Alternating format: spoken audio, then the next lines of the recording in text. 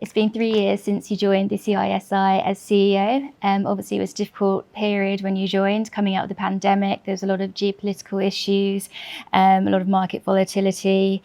How has the CISA grown and evolved during that time? Well, it's first and foremost, so hard to believe it's been nearly 3 years.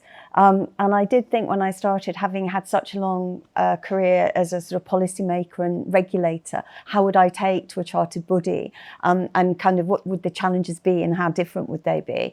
But bizarrely, it was a really strange time. As you said, there was all sorts going on. We had one of the shortest serving prime ministers during my early tenure. Very sad news of losing Her late Majesty and welcoming the new king. So there was some quite big, significant kind of backstory going on. But first and foremost, what struck me is just how a chartered body like CISI is doing so much work that's really in the public interest. And it seemed very interesting for someone who'd been a public spirited person, but in a very different field, to be then in a body like ours, which has got a charitable status, numerous regulators like the Charity Commission and Ofqual. But we were first and foremost about skills, building knowledge and building trust in the public. So it was even more exciting than I'd imagined. And the other thing that was really interesting, and that stays with me to this day, is just what was also going on in other parts of the world. And we have a big IT operations in Sri Lanka, and that was going through the most turbulent times. So it's quite interesting to see where we are sort of 3 years hence and how all of those things have changed, and all for the better. Great. And you mentioned some of the things that were going on in the background, but what challenges would you say specifically the CISI has faced and perhaps the membership has faced as well? I think really understanding that how fast the pace of change is for everybody. So when people think about members, they think it's easy to define what a member is. But of course, people are joining us as very young students who may be going into their first graduate jobs in the city, or they may be joining us as a very new financial planner who's about to start their own business. So our members are very different. And I think the diversity of our membership is one of our strengths. Because not all of them are experiencing all the same things at the same time. So it makes for quite an exciting time. Last week we had President's Day, all of our local branch committees in all the regions across the UK. But we also have an absolutely thriving Middle East operation with an office in Dubai that's only expanding because we've never seen such demand. We've had our record year this year. We're just closing the accounts with the highest number of examinations ever taken. And it's about 50-50 UK and international. And a lot of that international is accounted for by the Middle East. So that tells you quite an interesting story about CSI's past and its future, and how financial services is a very important sector of pretty much everybody's economy. And whether it's fintech enabled and slightly different and AI and all of that comes into play, which requires upskilling, constantly changing perhaps what you might think are going to be your day-to-day skills in a job. But that's what we do. We have continuous professional development. So as a member of CISI, it's not just the card-carrying membership, it's about what it opens up to you. And we like to think that we're very member-centric. We have a lot of opportunities to listen to our members. And we like to think we're quite adaptive, and we don't do anything that's sort of can't be developed. So my mantra in all of it is try things. If it's not working, don't be worried about that. You learn often for things that don't work, and version 2 or 3 is even better than you would have done. So things like that, that's the sort of innovative mindset we want to try and make sure our members see, and make sure that we're value for money, because nobody has to be a member. And I think the fact that we've seen membership increase, I think we were up at about 4,000 last year, shows I hope that we're doing something right, that we are retaining membership. Absolutely. So what has been the biggest change? It sounds like you've been super busy over the time, but if you could pinpoint one thing. I suppose working out perhaps what different skills are required for a more AI-enabled world. We're not a kind of IT organisation, but I think I'm quite proud of the work we all did together to come up with the Ethical AI certificate. When we won sort of Transformative Excellence Award for that, I think we were all genuinely proud and pleased in a way that we just hadn't expected. We were doing it as a sort of starting point, and to see what kind of ethics in relation to investment advice and how it played out. And then we got so many other membership bodies wanting to take it. So we're in partnership with people like the Law Society and the ACCA. So we were sort of doubly proud that our members were really getting a lot of benefit from it, but also that other membership bodies were kind of looking to ours as the people who'd sort of managed to set a lead, if you like. So I think that was a highlight. And as I say, just how we've managed to unify the different wings of CSI. I hope have a culture about we were really all working together, because it's so easy to sort of work in your particular team as opposed to see the whole. And we're not a small organisation, but we're not massive. Sort of like 200 people, we should be able to kind of have what sort of that clear, goals and purpose. And that's something we've worked on with the board. We're just about year 2 of a 3-year strategy. We're just entering the 2nd year, which everyone always tells you, don't they, in business school is the hardest, year 2. But we want to make some digital technology changes. We want overseas members to be able to pay electronically and things like that. So it's all about making sure we're future-proof. Thank you. And just take a step back a moment. So what drew you to the role initially? You have a sort of, as mentioned, a background as a civil servant and for other bodies. And has it panned out as you expected? I think I like change.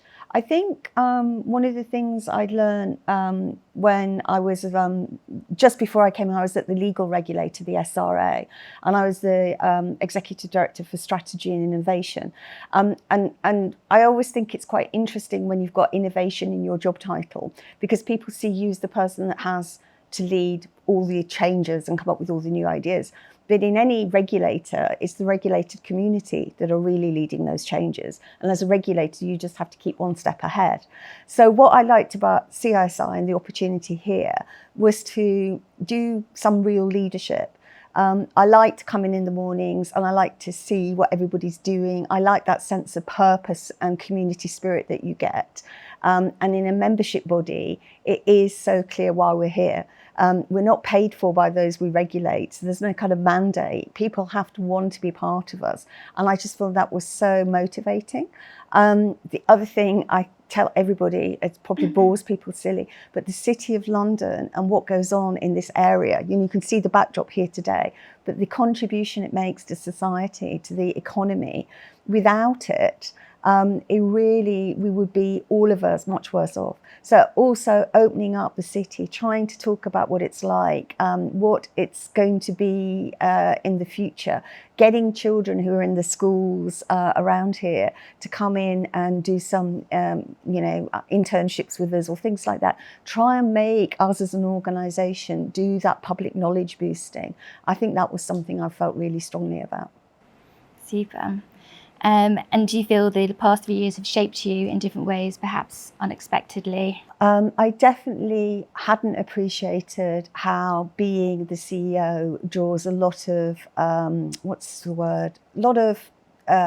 kind of good and bad commentary. So anything that goes wrong, I hadn't appreciated how upset I would feel about the building being closed for a day, or some problem with some test centre. You take things very personally.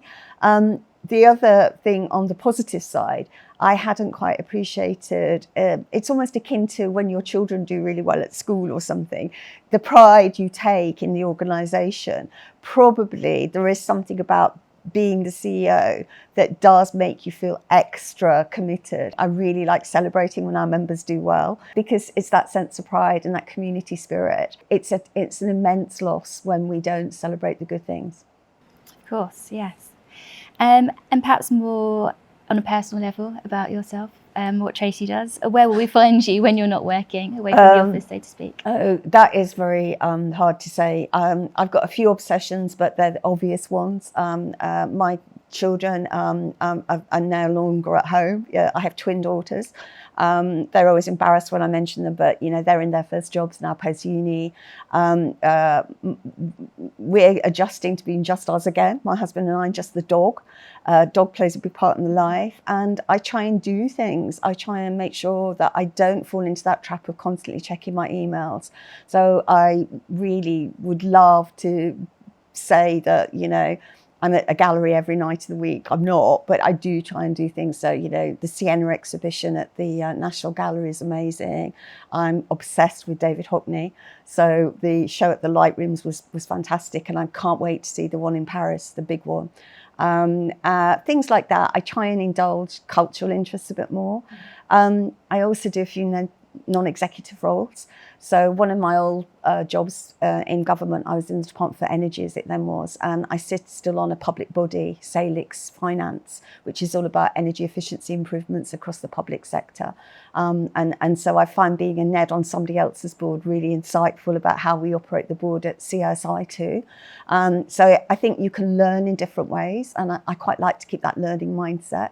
I think I'd be an absolute nightmare if I weren't busy. I'm not a low energy person, but I like channeling it in a positive way. And I don't know if you get time to read or watch things, but what's the best thing that you have read or seen this year, whether it's sort of art or finance or? I think it probably is the book that accompanies the Hockney exhibition in Paris. It's the most amazing coffee table read, but it's beautiful because it totally captures the most amazing career. Novel-wise, I'm a bit picky. I find it really hard to get something that captures my attention, but I do think things that, rereading the classics, whenever I read sort of The Great Gatsby or something, where it's being refilmed or something, and you go back to the original novel, you do think how clever. And I read the letters of Patricia Highsmith, and I hadn't realised quite how mean she was when you actually start, and you can then see how things like The Talented Mr. Ripley and some of her novels took, shape. So yeah, I'd say I'm quite sort of arty in my interest. I'm totally not sporty, and everybody always laughs at me, but I walk like a mad person. I walk really fast, but I don't do anything else.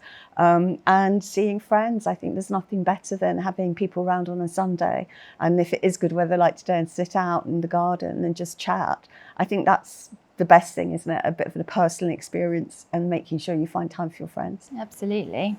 You're obviously very busy with lots of different interests. Is there anything else that you're passionate about? So what really makes you tick? I think for me, the job is always really important. I mean, we talked about when I first arrived and what was going on. Sri Lanka in particular, the board were very worried. You were seeing pictures on the news, weren't you, of people almost taking to the streets and so on. So I've just come back from Sri Lanka. We've got a very, really, really lovely team there. It was my third visit.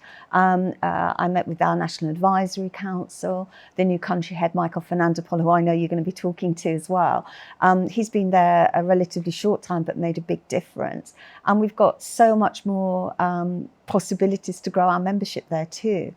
So the way that the provision of education by the state in Sri Lanka, everyone can get up to a degree paid for. It's part of the educational program. Very committed to education and skills.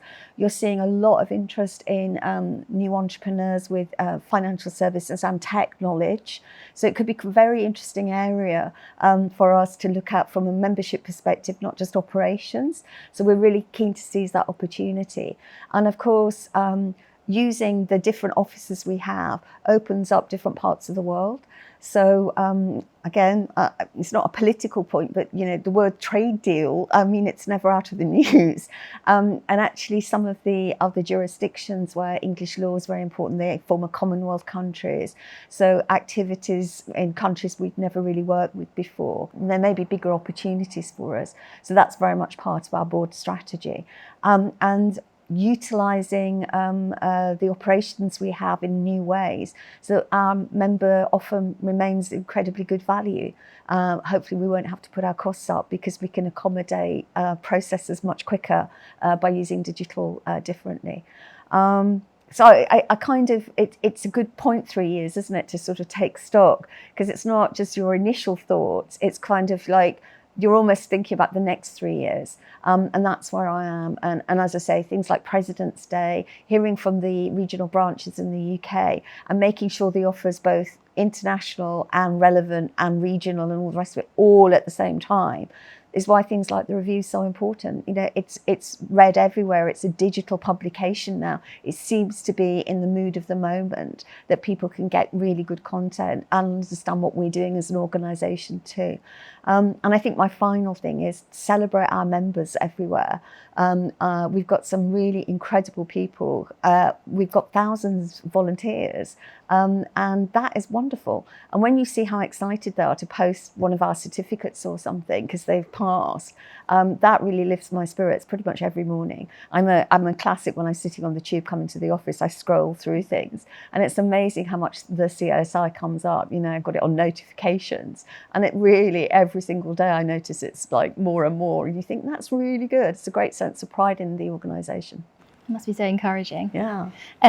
Just going back to your trip to Sri Lanka, can you just tell me a bit more about its purpose and any particular highlights there? Yeah, so what I've tried to do to be conscious of not just flying everywhere all the time. We do a lot more now where we do meetings with the team virtually, but I try as a point of principle to make sure that I go to all of our kind of major footprint countries. And I did 2 trips in the last few months. I went to Saudi for an award ceremony because it was really nice that for the first time there were some female winners, people who'd done really well in our examinations and so on. And that was a nice lead into the award ceremony we'd done in the UK just a few weeks ago. And then I did the trip to Sri Lanka. What I found in Sri Lanka, bearing in mind it was my 3rd trip, was just how our National Advisory Council were very, very positive about what was happening. We did a memorandum of understanding with the accounting technicians, which was another body who wants to partner with us to take some of our learning. So that taught me that, number one, people know who we are. Our relevance is beyond just our current membership and with other potential partners. And I think it just really underlined a discussion we've been having about strategic partnerships and where are they and how do you decide what criteria really are going to make for a lasting partnership as opposed to, you know, you sign some agreement but actually it never really goes anywhere. So things like that crystallised this time on this visit. I was also very struck. The first time I went, I think I was in a hotel with hardly any visitors. The tourism had just absolutely crashed. And my last trip, I've never seen so many tourists. And tourist rates were back up to pre-pandemic levels. And that the fact that they'd done that in just 3 years, I think says a lot about the country and its sort of spirit. I found our office in really good order. We'd had a change of lease and some, but we'd stayed in the same building. Everyone was really happy about that. We had a really nice mix of people on the different days they come into the office. So we seem to have really made hybrid working work.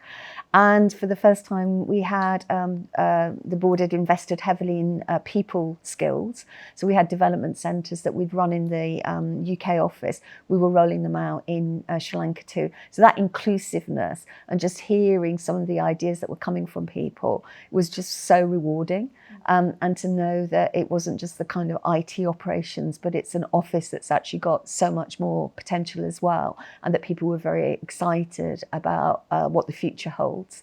I'm sure Michael will have a lot more detail to share with you, but it was really, really notable. The mood from the minute you got into the office was very much one of, hey, isn't it exciting?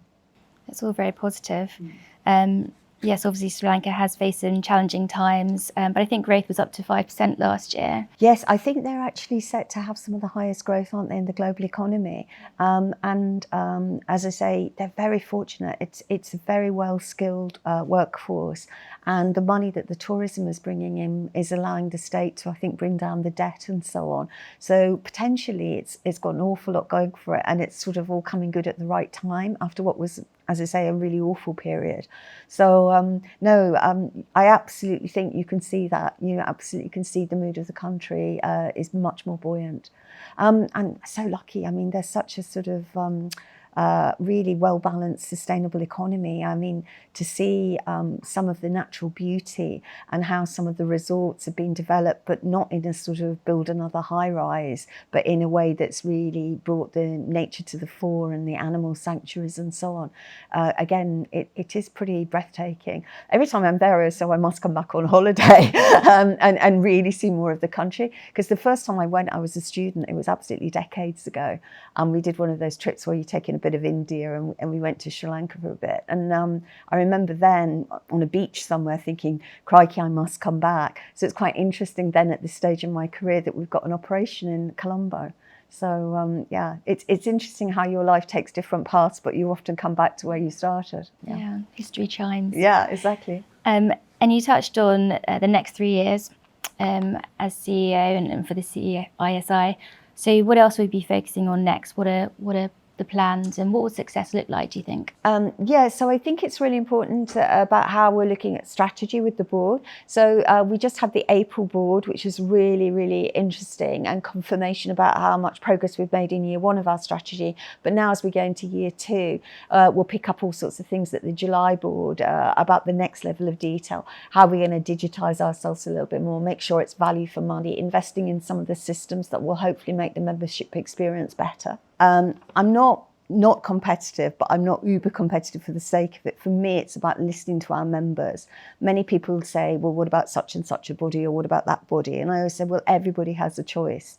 You're not mandated to join CISI. You might need it depending on what regulatory requirements are. You know, you might need a statement of professional standing, or you may need to do certain exams. But long-term membership, the fact that we've got people who are in their 20s, 30s, 40s, 50s as our members, really important.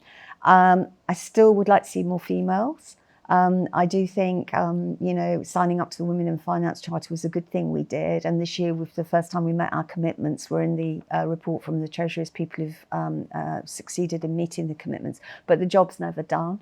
And it's hard to know what the barriers really are, because more and more everybody starts the same, but it's not just financial services, other professions too. Same number of female graduates as men, but somehow they don't make partner. Or so, you know, what are the barriers, and how do we all just talk about it a little bit more? How are we going to make sure everybody's working together, and that, you know, all of the jobs and things that go unfilled get filled in the right ways, and people learn new skills? Is there something we could do that's a bit more than just the internship program? So we've just signed up to Progress Together. And I think we're just really trying to get our heads around what's our contribution going to be. And we don't want the city to seem elitist, but it's so hard if you've never had anybody in your family who's worked in the city. And if you're not from the London area, it's quite hard to just get a foothold. So, you know, what are we going to do? Are there some little pieces that we can do to just get into schools a little bit more? So we've got broad public education objectives. How are we going to bring those to life a little bit more? And we started, you know, letting people use our building a little bit. So using our contribution in kind, not just sort of making a donation. And Financial Literacy is a charity that we've supported quite a lot. So it's trying to do a little bit of everything, not having the perfect solution, but don't let that put you off trying. I think that's kind of our mantra for the next few years. Keep making that powerful contribution and hope it makes a difference. Sounds like you're going to be busy. Thank you. Thank you very much.